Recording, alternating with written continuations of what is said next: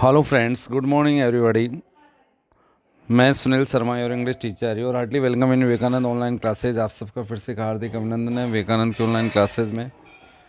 दोस्तों, आपसे पहले अपन ने जो 2-3 ऑडियो लेक्चर देखे हैं उसमें एडवर्ब की डेफिनेशन देखी कि क्या होते हैं क्रिया विशेषण, जो क्रिया एडजेक्टिव और किसी दूसरे क्रिया विशेषण की विशेषता बताते हैं, उनके बारे में अतिरिक्त ज्ञान देते हैं, अतिरिक्त नॉलेज देते हैं, वो क्रिया विशेषण होते हैं। और क्रिया विशेषण की काइंड्स ऑफ एडवर्ब यानी क्रिया विशेषण के प्रकार पढ़े हैं। अब इसमें क्रिया विशेषण का यूज कैसे होता है, कौन कौन सी स्थितियों में अपन का प्रयोग कहाँ कहाँ करेंगे।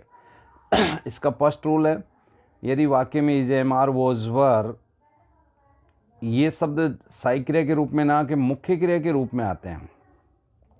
वैसे जनरली इनको आप लोग सहायक क्रिया समझते हो, लेकिन ये मुख्य क्रिया भी है। इज, एम, आर का मूल अर्थ है और वो है हूँ, और वोजवर का मूल अर्थ है था, थे, थी, और इजेमार का है, हूँ, है, ये होता है दोस्तों। तो एडवर्ब का प्रयोग हमेशा जब ये मूल अर्थ में आते हैं, मुख्य क्रिया के रूप में आते हैं, तो इनके तुरंत बाद होता है। जैसे 2 एग्जाम्पल मैंने यहाँ लिए। सी इज ऑलवेज प्रेजेंट, वो हमेशा उपस्थित रहती है। यू आर ऑफन एब्सेंट, और तुम अधिकतर प्राय अनुपस्थित रहते हो, एब्सेंट रहते हो, अनुपस्थित रहते हो।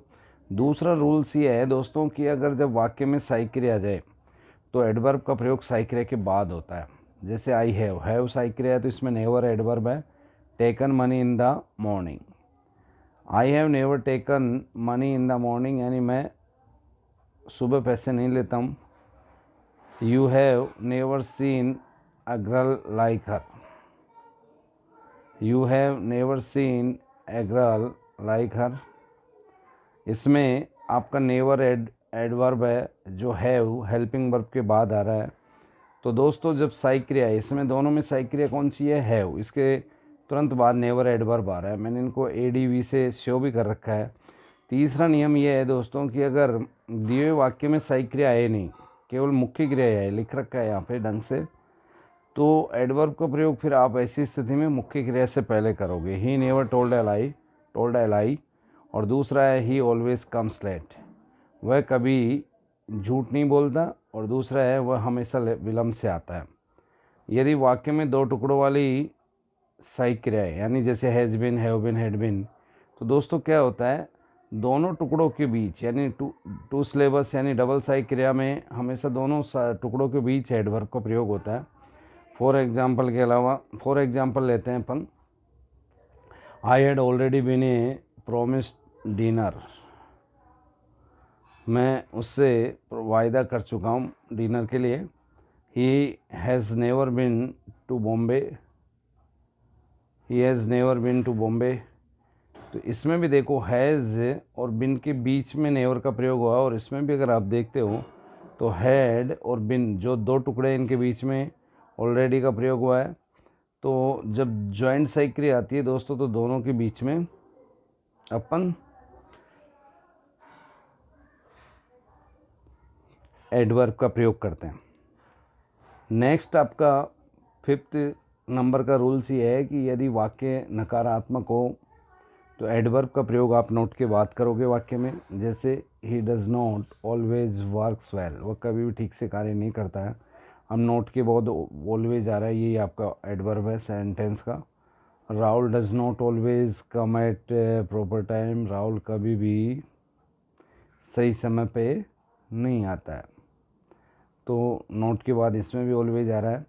इसके बाद है, यदि वाक्य प्रश्नवाचक हो तो एडवर्ब का प्रयोग हमेशा कर्ता के बाद होता है। जैसे एग्जांपल से आप इस बात को समझे दोस्तों। हैव यू इसमें सब्जेक्ट, इसके बाद नेवर आ रहा है। सीन द सर्कस, क्या तुम सर्कस देख चुके हो। Do you always take tea in the morning, क्या तुम हमेशा सुबह चाय लेते हो। तो इसमें यू सब्जेक्ट है तो ऑलवेज इसके बाद आया है, यानी प्रश्नवाचक में सब्जेक्ट के बाद ऑलवेज आता है और नेगेटिव में नोट के बाद ऑलवेज आता है। सिंपल रूल्स है। और यदि दिए वाक्य में दोस्तों समझे इस बात को, ये विशेष है, हमें इनफ का प्रयोग करना हो तो इनफ का प्रयोग हम उस विशेषण के बाद में करते हैं जिस विशेषण को इनफ वाक्य में मॉडिफाई कर रहा है, यानी उसको क्लियर कर रहा हो। The camel is not strong. Strong क्या है आपका एडजेक्टिव है, विशेषण है, इसके तुरंत बाद इनफ आ रहा है टू कैरी हैवी लोड। ये जो ऊँट है इतना मजबूत नहीं है कि इतना वज़न ले जा सके, पर्याप्त वज़न ले जा सके, बोझ ले जा सके, वज़न कह दो, बोझ कह दो।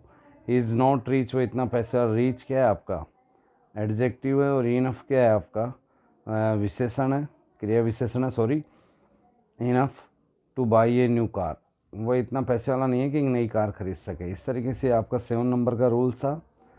8 नंबर का रूल बड़ा इजी है, इसको ध्यान से समझें कि समय का बोध कराने वाले एडवर्ब ऑफ टाइम, जो मैंने शुरू के फर्स्ट और सेकंड सिखाया था उसमें था ये दोस्तों, जो जनरली समय के लिए आते हैं। समय ये हमेशा वाक्य के अंत में आते हैं, ये समझने की बात है। समय वैसे भी वाक्य के अंत में लिखा जाता है। आई से isn't T ready eight.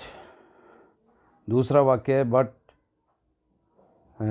Man made him a prisoner soon, लेकिन आदमी उसे जल्दी ही, बस आदमी ने उसे जल्दी ही क्या बना दिया था, प्रिजन, एक अपराधी, प्रिजनर एक कैदी बना दिया था। इस तरीके से दोस्तों आप देख रहे हो, समझ रहे हो कि ये सब अपन ने इस ऑडियो में एडवर्ब का इस किन किन स्थितियों में कहाँ कहाँ प्रयोग होता है वो सब देखा है। जब नेगेटिव हो तो नोट के बाद, इंट्रोगेटिव हो तो सब्जेक्ट के बाद, समय सूचक एडवर्ब हो तो लास्ट में इनका प्रयोग होता है, जॉइंट सहायक क्रिया हो तो दोनों के बीच में इनका प्रयोग होता है। और जैसे यदि वाक्य में इज, एम, आर, वॉज, वर मुख्य क्रिया के रूप में आ रहे हैं, सहायक क्रिया के रूप में ना कि मुख्य क्रिया के रूप में आए, तो इनका प्रयोग हम तुरंत इनके बात करते हैं। ये सिचुएशन ऑफ सेंटेंस है कि कैसी स्थिति में एडवर्ब का कहाँ प्रयोग होता है। Is that clear? Please listen this audio again and again. अगर कोई चीज़ समझ में नहीं आ रही तो वापस करके देख के समझ सकते हो आप इसको, और साथ में पहले उतारें और फिर समझने का प्रयास करें ऑडियो को। और जो रूल्स इसमें चल रहा होता है उसी रूल को आप समझने का प्रयास करें जो आपके पास लिखा होता है PDF से। Is that clear? Go ahead, best of luck.